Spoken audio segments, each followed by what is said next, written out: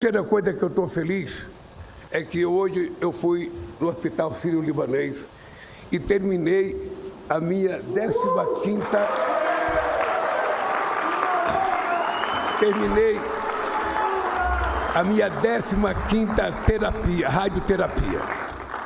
Eu tive um câncer de pele e a radioterapia é para assumir de vez com qualquer perspectiva. Mas eu quero dizer para vocês que eu estou bem. Então estou feliz por essas coisas, por vocês, pelo amor que eu tenho pela minha mulher e que eu quero transferir isso para que todo mundo saiba quanto é importante a gente amar e pela minha cura definitiva desse câncer de pele. E a quarta coisa é pela conquista de vocês. Ali tem uma frase.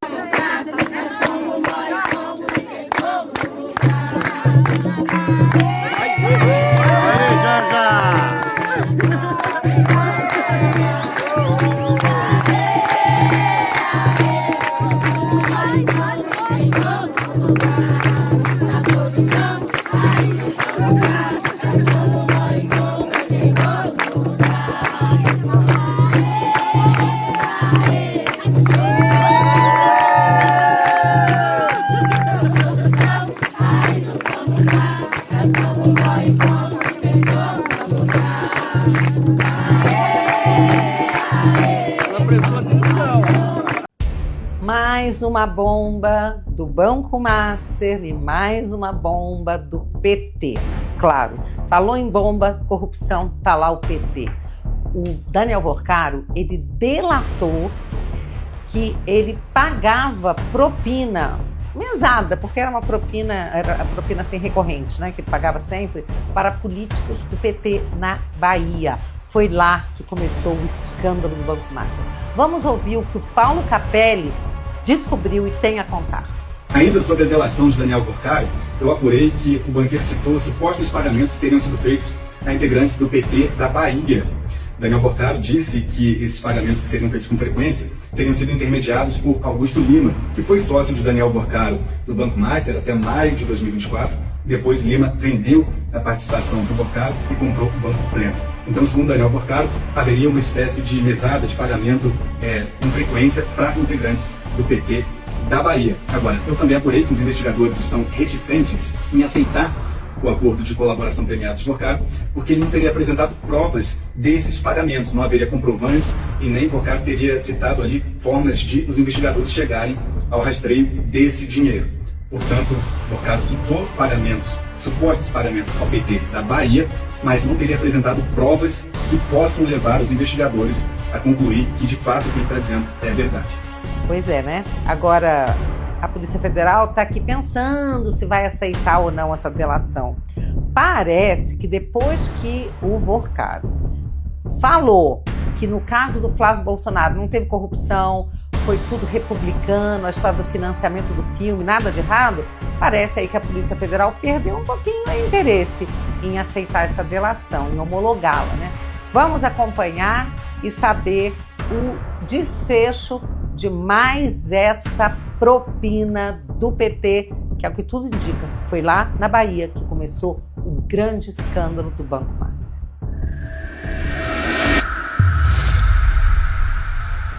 A rejeição pela Polícia Federal da segunda tentativa de delação premiada de Daniel Vorcaro intensificou uma guerra que já existia nos bastidores. O grupo que lidera a Operação Abafa, distribuído nos 3 poderes, conta agora com a Procuradoria-Geral da República para seguir o que fez a Polícia Federal, rejeitar a delação e praticamente enterrar o caso, oferecendo ali na frente, em troca, como benefício a Daniel Vorcaro e a seus familiares, o direito a uma prisão domiciliar. Já o grupo que defende o avanço das investigações, um grupo minoritário em Brasília, mas majoritário na opinião pública, trabalha para utilizar parte do que Vorcaro já disse e lançar novas ofensivas contra altas autoridades que se envolveram com o banqueiro. O caso parece ter chegado a uma encruzilhada. Ou avança contra o establishment, ou o establishment avança e acaba logo com ele. WW de hoje vamos falar também da viagem do presidente Lula neste domingo para a cúpula do G7 na França e de Estados Unidos e Irã aparentemente chegando a um acordo para o fim da guerra. Está conosco Nesta primeira roda, o cientista político Leonardo Barreto, sócio da consultoria Think Policy. Bem-vindo, Leonardo. Obrigado, Caio. Boa noite a todos. Nossa Luciana Amaral, hoje na roda conosco, lá de Brasília, nossa repórter. Bem-vinda, Luciana. Tudo bem? Muito boa noite a todos que nos acompanham aqui no WW. Boa noite, Luciana. Bem-vinda. E a Thaís Herédia aqui na luta comigo, na Avenida Paulista. Thaís. Bom, após a Polícia Federal rejeitar novamente uma proposta de delação de Daniel Vercaro, o ministro André Mendonça pediu que a PGR se manifeste sobre um pedido da Polícia Federal para que o ex-banqueiro deixe a cela especial que ocupa na sede da corporação em Brasília. A reportagem é dela ali, a Luciana Amaral. Embora seja um rito de praxe, a resposta da PGR servirá de termômetro sobre como a Procuradoria-Geral da República vai lidar com a segunda proposta de delação premiada de Daniel Vercaro, já rejeitada pela Polícia Federal. O ex-banqueiro está hoje em uma cela especial na Superintendência da PF em Brasília, mais ampla e com mais tempo de acesso aos advogados. Entre políticos e autoridades, a leitura é que um aval da PGR à transferência representaria um sinal negativo para Vercaro. Há em Brasília a avaliação de que o STF conseguiu certo respiro no caso Master. Fala-se menos de eventuais suspeitas envolvendo Alexandre de Moraes e Dias Toffoli. E a percepção é de que a conta do escândalo foi distribuída entre diferentes grupos políticos e instituições, além de absorvida pela própria polarização. De um lado, a esquerda foca nos áudios do senador Flávio Bolsonaro pedindo dinheiro a Vercaro. Do outro, a direita busca explorar as relações de petistas com o Banco Master na Bahia.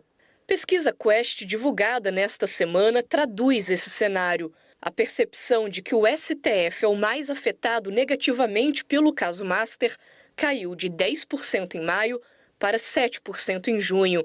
No entanto, o levantamento também mostra que a percepção de desgaste continua ampla e espalhada. 44% respondem que todos foram afetados pelo escândalo. Outra frente de pressão para o Supremo são os desdobramentos do julgamento de Carla Zambelli na Itália. Na decisão que permite à ex-deputada federal responder em liberdade na Europa, a justiça italiana critica o julgamento que a condenou por invasão ao sistema do Conselho Nacional de Justiça.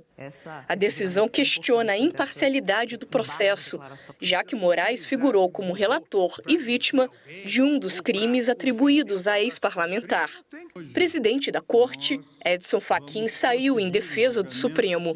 Em nota, o ministro diz que o processo ocorreu em estrita observância à Constituição da República, ao devido processo legal, ao contraditório, à ampla defesa e aos compromissos internacionais assumidos pelo Estado brasileiro.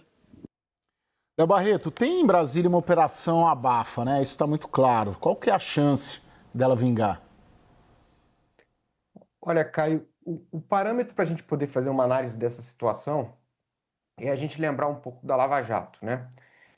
Existe como marco, né, no nosso passado aquela ideia de uma operação um pouco descontrolada, né, de ataques sem uma estrutura hierárquica, os políticos empurrando uns aos outros em direção ao foco para conseguirem se livrar. E o outro parâmetro, né, o outro lado, é exatamente uma investigação e um processo de apuração top-down, né, controlado, com seus efeitos dosados, né, o pessoal, inclusive, estabelecendo um cronograma. Não, isso não pode acontecer antes da eleição, tem que acontecer depois. E é engraçado porque a gente já saiu, né, de um momento onde havia uma sensação de que haveria um descontrole maior, a gente se aproximando um pouco mais da Lava Jato.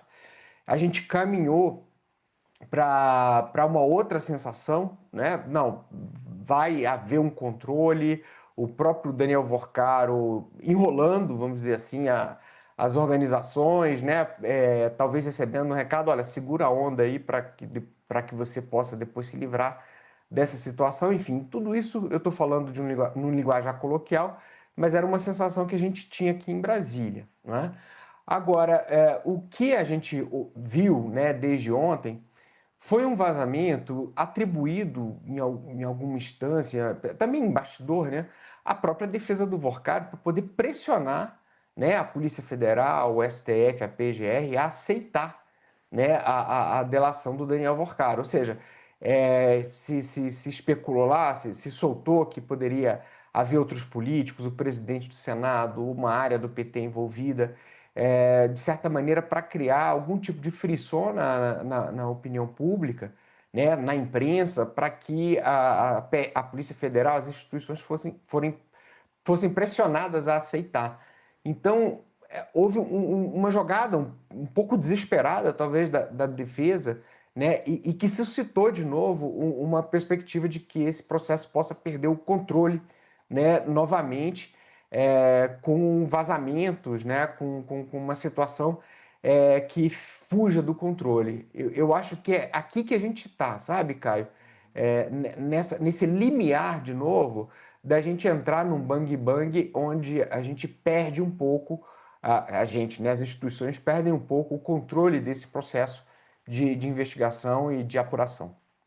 É interessante, Luciano, o cenário que o Léo coloca é um cenário, assim, imprevisibilidade, né? Uma movimentação intensa nos bastidores, um grupo querendo avançar, outro grupo querendo segurar e abafar.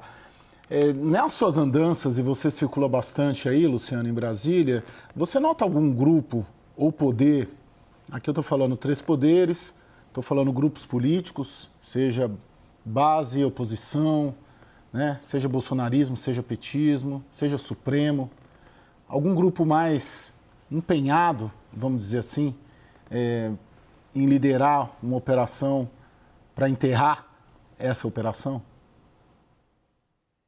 Caio, pelo que eu observo, conversando, né, com os políticos, eu diria que o centrão, para sair um pouco do óbvio do PT e do PL, o centrão por puro pragmatismo eleitoral e financeiro.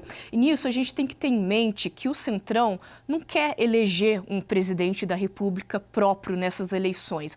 O que o centrão quer é formar uma base, uma bancada recorde no Congresso Nacional para garantir mais à frente valores multimilionários, bilionários até dos fundos eleitorais e também partidários. Então, ninguém quer puxar ali, por exemplo, o fio dos fundos de previdência municipal, estadual, porque eles sabem, tem o potencial de atingir prefeitos, vereadores, governadores, e nessa história acaba indo todo mundo junto de vários espectros políticos, o que seria visto ali como um suicídio político em pleno ano eleitoral de 2026.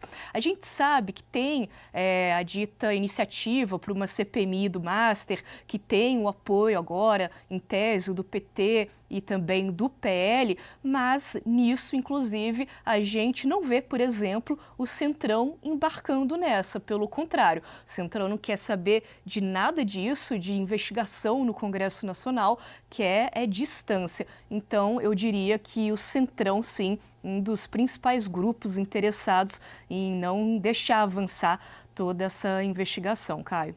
E você, Thaís? Eu tenho uma sensação de que o fim do caso Master vai ser muito parecido com o fim da Lava Jato, né? Acho que vão oferecer alguma outra coisa ali para o Daniel Workari. Acho que isso está em curso, mais ou menos, principalmente ali no Supremo Tribunal Federal. Eu acho o Supremo Tribunal Federal figura-chave, muito embora o Supremo, a gente mostrou na reportagem, ele conseguiu se afastar desse caso. Eu acho que o caso, a entrada do Flávio Bolsonaro em campo, os áudios vazados, o Supremo saiu um pouco do foco.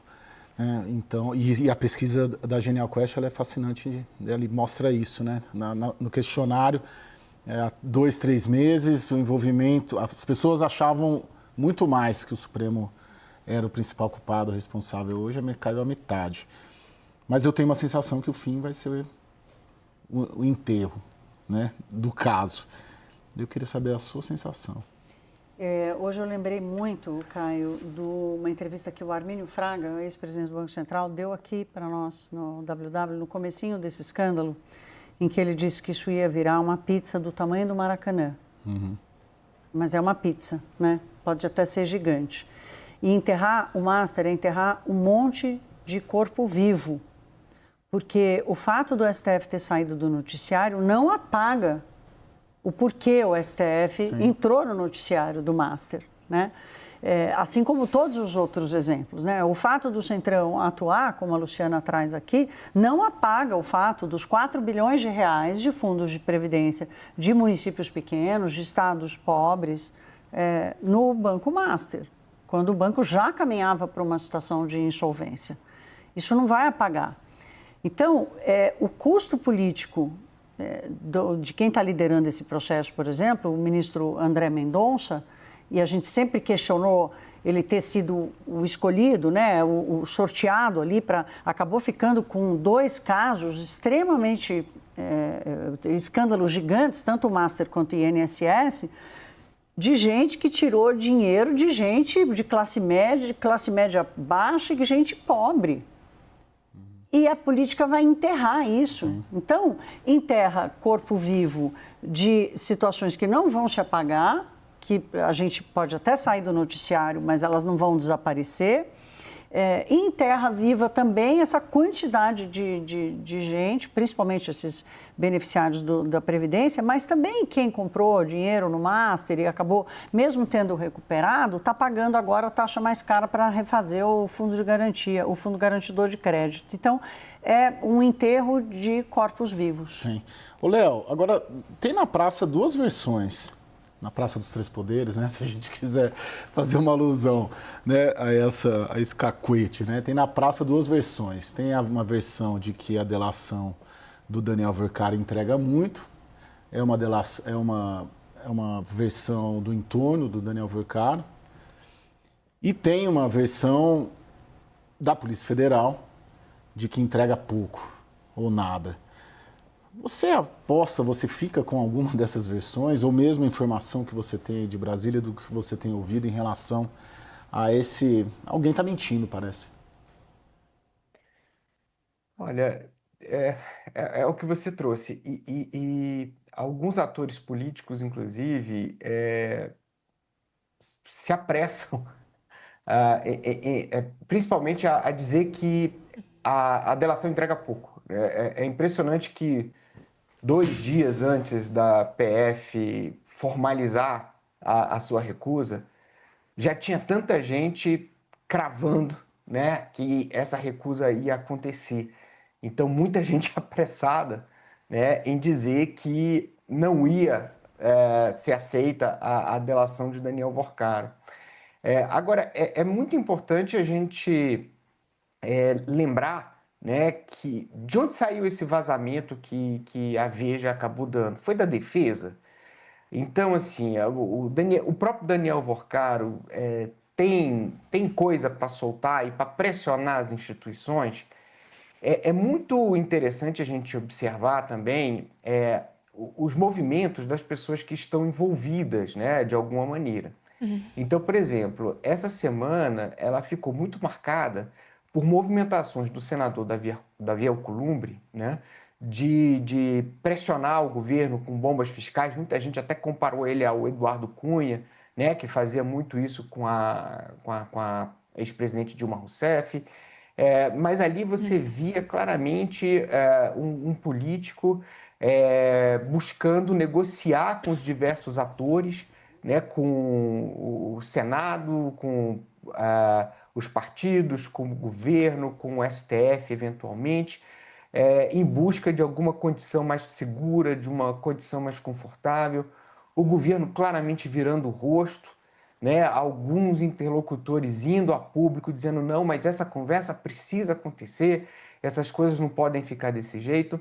E eu estou trazendo isso porque por cima, não é, dessa superfície, e a Thaís usou uma metáfora muito interessante, né, desse grande enterro de gente viva, né, dessa paz dos cemitérios aí que está sendo construída.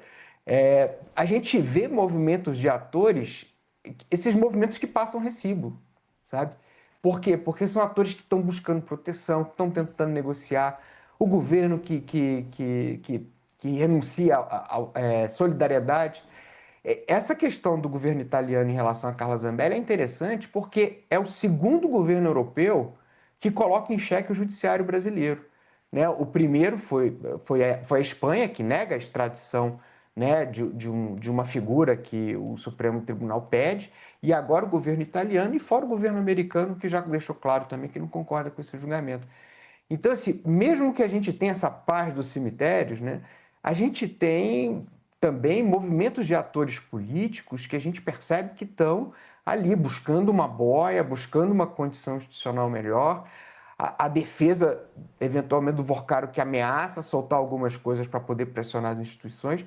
Então, a gente percebe algo borbulhando, né? Mesmo que na superfície, aparentemente, a gente tem essa situação de controle.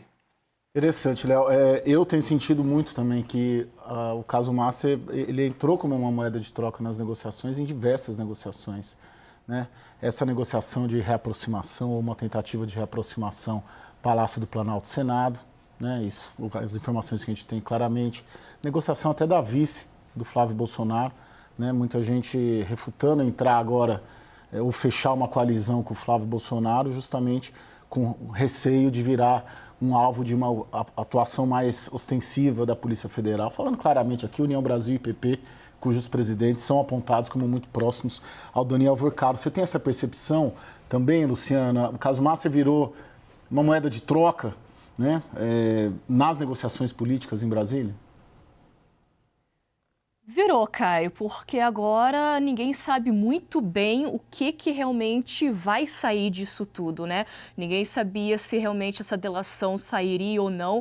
E como você disse ali, o Flávio, ele tem procurado, né, vices, especialmente mulheres ali do PP, para comporem a sua chapa.